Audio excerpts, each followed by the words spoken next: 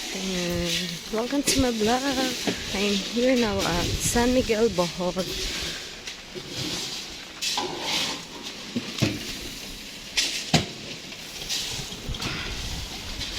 Nasisimulan na, dumating na yung in-order namin ng mga materyales para sa bahay.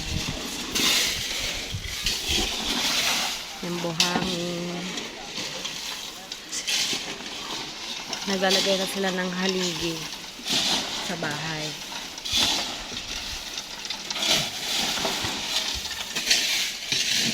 Ito po yung mga bato.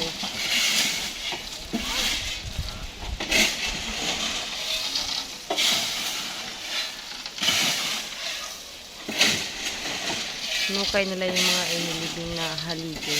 Papalitan nila ng bago. Kung una namin ipapagawa yung kwarto para malagyan siya ng kuryente.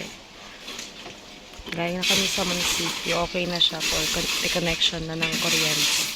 Pero hintay muna namin matapos yung kwarto para doon ilagay yung kuryente. Itap yung kuryente. Thank you for watching, guys. Thank you for watching, and please subscribe to my YouTube channel para lagi kayong updated sa mga susunod na videos. Don't forget to click the notification bell para lagi kayong updated sa mga susunod na videos. Bye!